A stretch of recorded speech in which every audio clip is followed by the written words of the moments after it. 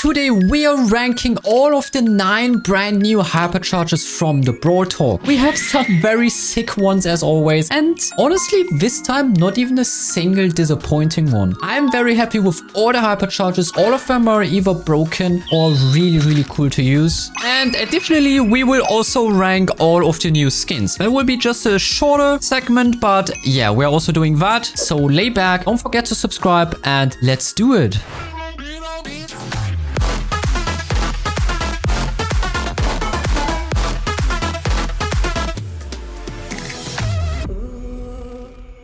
Little disclaimer as always, this is like the first impression of the hypercharges. Maybe I'm getting something wrong, whatever, so this list can have errors. It's just a first impression of the Brawl Talk. So we're starting this list with number 9, which is Lily's hypercharge. She can use walls to hit her super, similar to like Rico's main attack. It will extend the range and will bounce off walls. And if you hit an opponent, no matter if it hits a wall or not, you will also send him together with yourself to the Shadow Realm to make it even easier to get your target down. I think that's pretty broken. You will win like every 1v1 like that. The only issue is that's it. Like, it's crazy for a single target kill. It's very good, but no, it's not good for team wiping or anything. You know, you can get one guy out for free, but let's be honest, with your normal super you were also able to do that. And you know, it does have advantages just like Shelly. Imagine supering a Shelly now with hypercharge. The Shelly won't be able to super and you can get an easy kill there. So it's definitely not a bad hypercharge, but it's not really that rewarding, if you know what I mean. So this is why I put her on spot number 9. Then we have on the 8th place, it's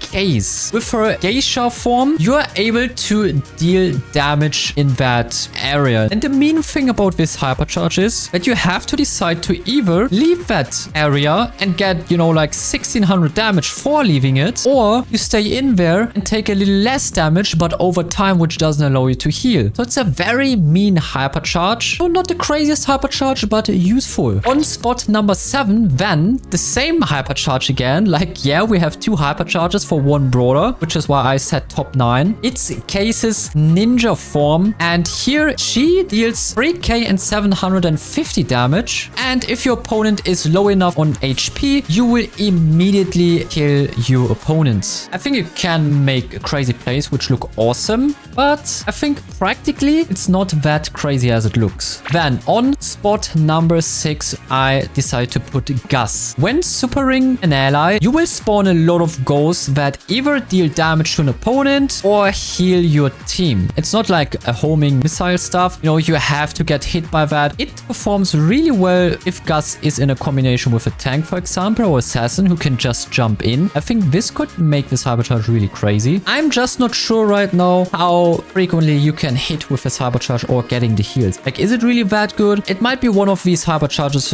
which are either overrated or underrated. So I wanted to be careful here, so I put it on top 6, because practically it could go very bad, but also very good. We gotta see how it performs. On spot number 5, then I went with Willow. Willow gets a shield, which makes her an immortal for the duration of her super. I think that changes the whole brawler, and you can make way more aggressive playstyles. You can just, you know, walk in either showdown or 3v3, just walk in. Make sure that you hit your auto aim super. That is really important. You probably want to pick auto aim all the time with your hypercharge, so you make sure to not miss. Then you're standing in front there, probably got engaged by a brawler, then just doing your super, being an immortal, tanking a lot of damage, and then with your opponent brawler, you can do it team wipe easily. Like, just imagine a Jackie as in a Brawl Talk that you control, they're killing that whole team off. I think that is pretty good because it gives the super much more value. You don't have to be scared of being killed anymore. Because before, like without your hypercharge, you have to take care that you're not standing too aggressive or someone will just go towards you and kill you. Maybe I'm overrating this, but I personally think this gives a lot of value to this brawler. And now we're talking about our number 4, which is Clancy. Yes, Clancy got a good hypercharge. His super was busted anyway. But if you know, hit someone with your super, these things are coming back, dealing additional damage, just like Griff's super. So I don't know what they are doing with this brawler. His stage 1 is absolutely useless. He's not dealing any damage. He's slow. Clancy's like one of the worst brawlers right now. But now with the hypercharge, his stage 3 super will be even crazier and having more value. Why is this brawler not getting a buff for like his stage 1 or something like that? Yeah, so he's a damage machine and I think he will be pretty good at the robot modes. So I don't know how the new mode is called where you play against a big Kenji, but it's like boss fight, like the previous boss fight. And here I think he will be crazy. Farming his hypercharge, standing in front of Kenji there, dealing a ton of damage. Like how much damage will it be?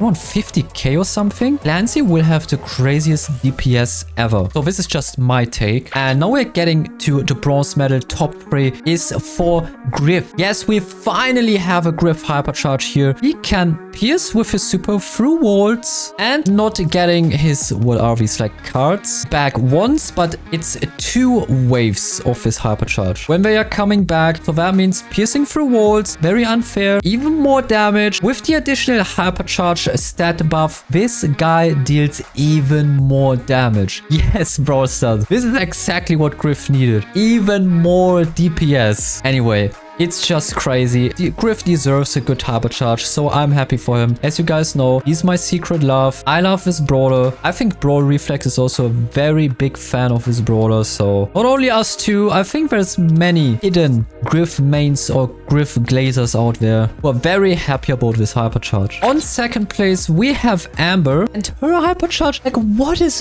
that? It's so big. It's so massive. It's so wide and broad. That's insane to me. It covers the whole map. Like, who thought of that? I mean, my cutter and me kind of predicted it when we had some hypercharge ideas for brawlers. Yeah, this thing, you can cover 3 lanes with that. Is this stuff igniting after some seconds? If not, with the mythic gear in combination, people will get slowed on that area and cannot really get into the map, because if they do, they will get burned. So it's a crazy area control that you have here with Amber. I think she's going to be so broken with that hypercharge, but maybe I'm wrong about that. Maybe I'm missing something here. Maybe I'm seeing that in the wrong way, but tell me what you think about this hypercharge. But I think this one is absolutely broken. And then top 1, our gold medal, then is Kenji. He literally with his hypercharge gets an additional Terra pool with his super. So soak people into the center of your super so you can hit even more frequently, so you can hit even more people, so you can chain your super even more. It's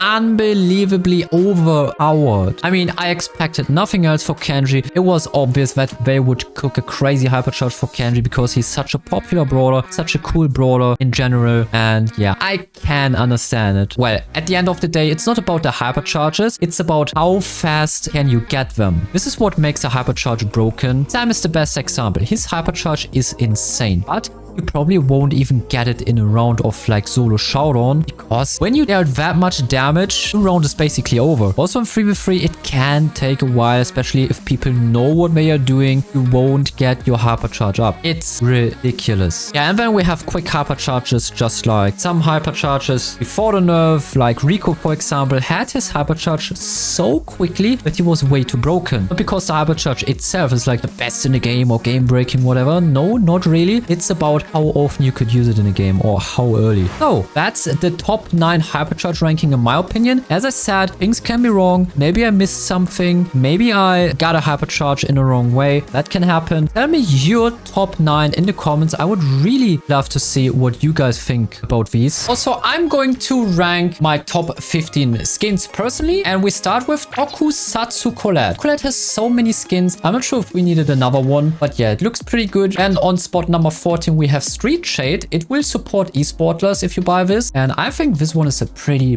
good skin. Then on spot number 13 is a Birdie Gem skin who's Bandit Lou. I think she just looks so good. I really love Bandit Lou. Then on 12th place we have Wanderer Grey, also a very nice skin, Samurai's style. I like it. Number 11 is Monstro Miko. I personally prefer Wukong Miko, but this one's still not too bad. Then we have Mecha Things on the top 10. Yeah, actually, it's just fan service. I personally don't like the skin too much, but I think it's also like a legendary skin. And Monstro Miko, you know, these two. I don't think they're too crazy, but I believe that many people like it, so I put it a bit higher. And we have Intergalactic Griff on spot number 9. Finally a Griff skin, I swear. It took so long that we finally get a Griff skin, but here we go. Then on spot number 8, we have Tanuki Sprout. That one is so incredibly cute. Like, wow, what is the skin, bro? Then finally, a very beautiful skin for Angelo. It's Tango Angelo. Dionysus Angelo was already pretty good, but Tango Angelo, like a bird, this fits him so perfectly. I think they really cooked with this skin. On spot number 6, of course, the Surge glazing is here. Salesman Surge. And in the top 5, we have Shukuteki Terra, an awesome designed skin. And number 4 then is Asaobake Piper, Yokai Piper, and Tsuko Mogami Piper, like all of them on 4th place. Really, really cool Brawl Pass skin. I like it really much. Then on spot number 3, we have Witch Mandy, which you can buy with the Supercell ID reward system. I